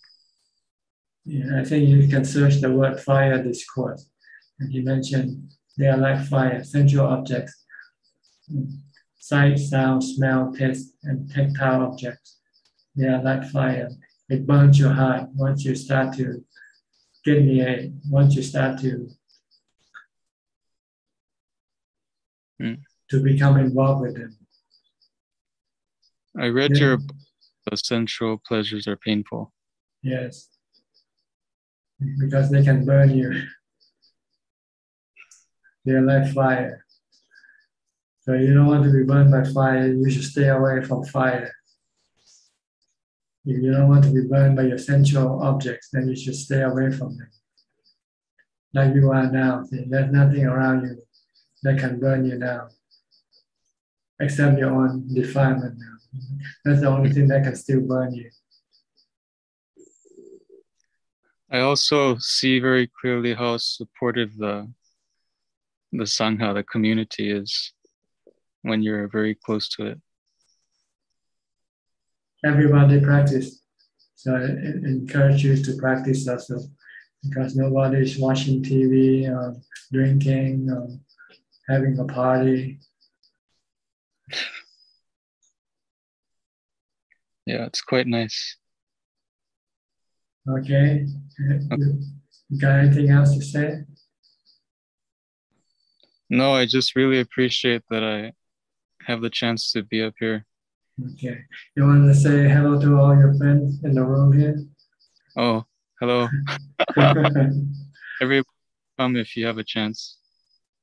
It hasn't even been one full week, but it's more benefit than I would have gotten about 2 months practicing at home. It's significant. Try it. You should try it. Those who haven't yet tried seclusion, you should try to do some seclusion practice. It's really helpful with your meditation.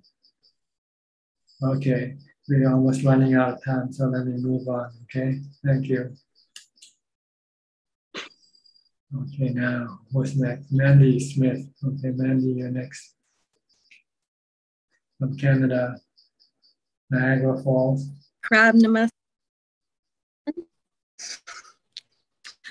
Thank you always, and thank you for everybody else's questions. They're always so inspiring to me, and the way I start to think and the perspective changes.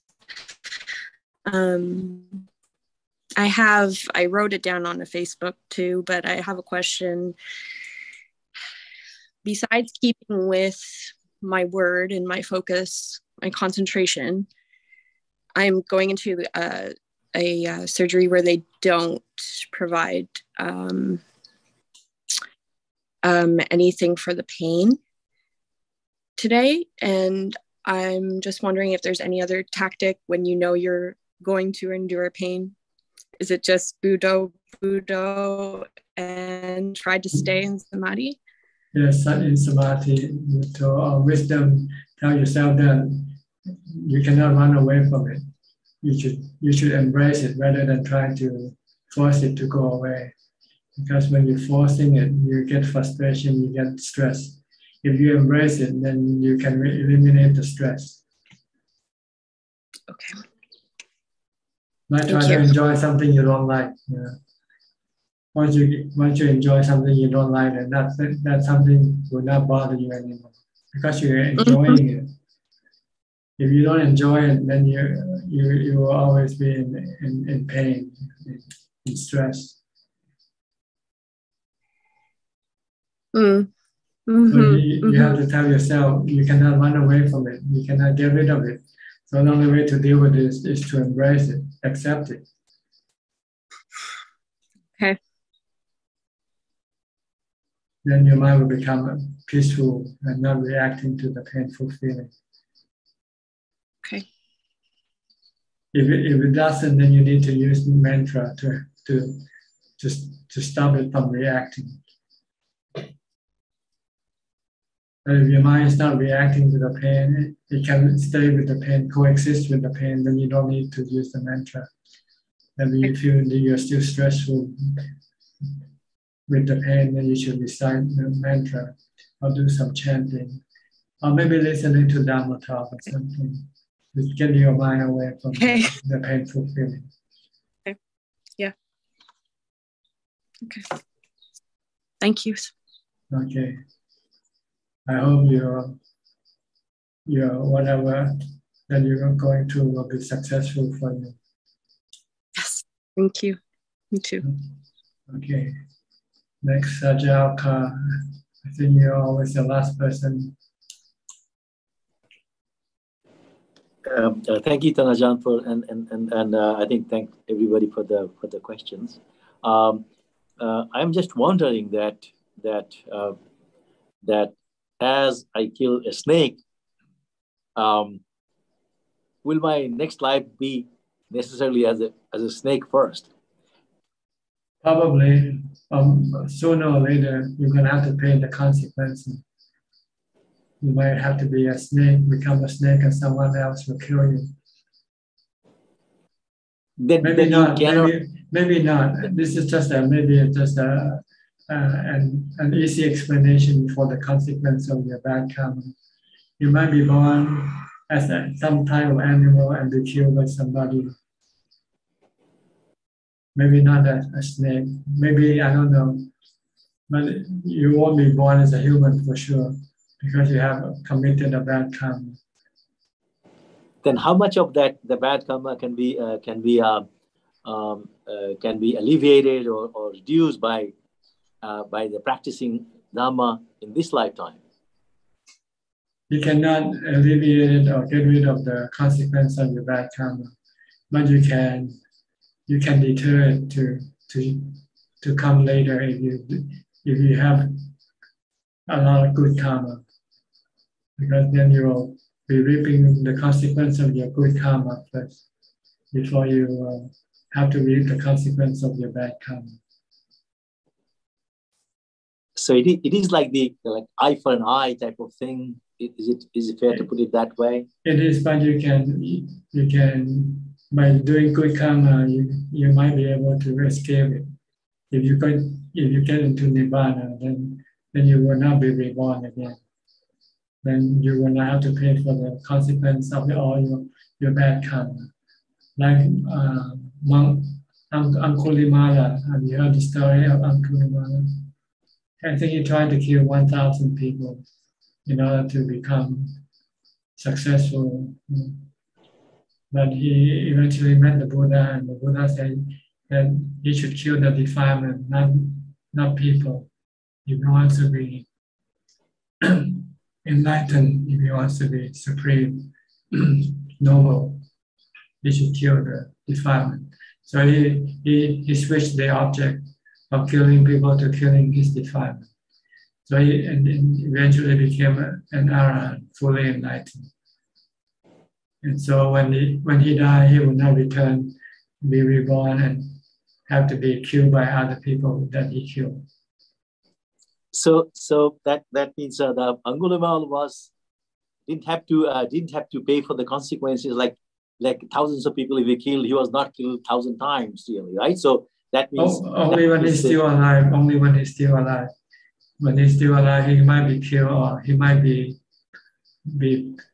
I think I the story about him being people when they see him, they throw stone at him because they were angry at him.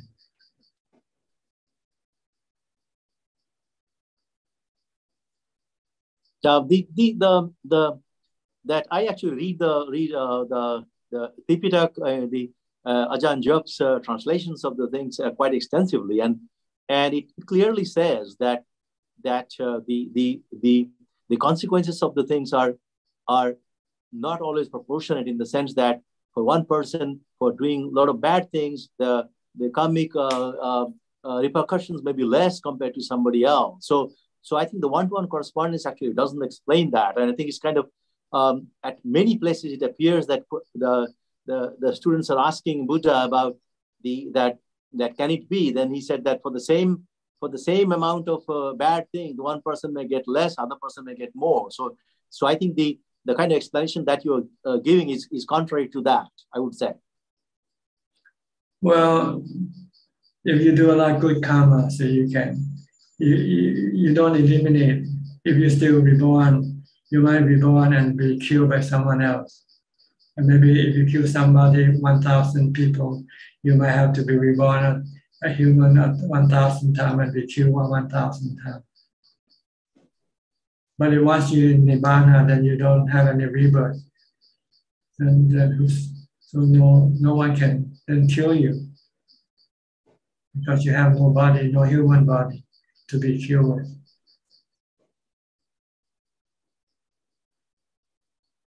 So you want to escape from all your bad karma that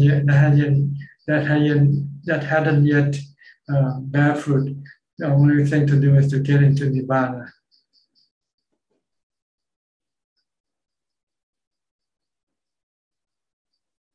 Then you won't have to be reborn in any realm of existence. Okay. Thank you very much. I understand. All right.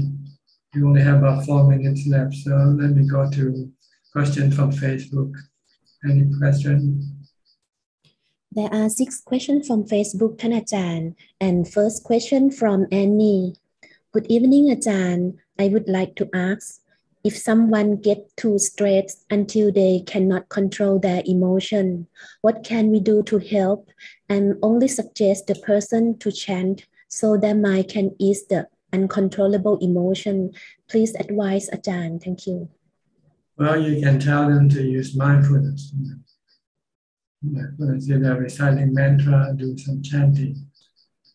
But whether they can do it or not, that's another story. Next question from Hanny Box. Good evening, Ajahn. Is it okay to play calming music while practicing meditation? Thank you. No, it's better not, because you don't want to use external things to aid you in your meditation. Because if you rely on external things, then when you don't have it, then you won't be able to meditate. You better rely on something that you can always have everywhere you go, which is your breath, chanting or reciting a mantra. Next question from Yapto. Namaste, Ajahn. When we do 8 precepts on Uposatha Day, can we watch and read news on TV and the internet? Thank you. If you want to be real strict, then you don't want to know anything at all from the 5 sensual objects, whether news or anything, except Dhamma. If you want to read Dhamma books or listen to Dhamma talk, that's okay. And everything else can become a distraction to your meditation practice or a hindrance. Next question from Hanny Box. Ajahn, where can we go for seclusion meditation that is safe for female as well? Thank you. Well, you have to look for yourself. You have to go to various monasteries. Next question from Yapto. Is it true that people who are medium of gods really are possessed and their minds are influenced by gods? Because I don't believe it and I'm only believe in 3 things, Dana, Sila, and Samadhi. Please kindly advise. Thank you. Believing in what gods? You mean ghosts or what? Ghosts or gods? Gods. God like angel, like devas or what? Yes. What about them? Can you repeat the question again? Is it true that people who are medium of gods really are possessed? Medium of God. What do you mean by medium of God? I'm not sure. They said spiritual medium. I think so. Okay. I don't know anything about them, so better skip this question. I don't know about any medium. And last question from Darlene. Hi Ajahn, I have a question. Ever since I study the Dhamma and I understand the benefits of doing dana and helping others, I realize every time I do a donation or helping others, I would have an inner contemplation that if I'm doing out of my own compassion or out of the intention of getting good karma that benefits me, my question is, how am I to find back that compassion I once have? Thank you. By keeping doing it, by helping people all the time. Those people who need help, when you help them and you see them become happy from your action, then you can become happy and become more compassionate. Okay. Anybody else would like to ask any more questions? We just run out of time, but we'll allow 1 or 2 questions if any. Just raise your hand. I guess not. Well, in that case, I think we'll have to call this meeting to an end. Thank you very much for your participation. I hope this meeting will help you advance in your practice. And in the meantime, please stay safe, stay mindful, and keep on practicing. Sooner or later, one day you'll become enlightened. And if all goes well, I'll see you all again at the same time next week. Thank you and goodbye. Sadhu, Thank you, brother. Sadhu, Sadhu, everyone.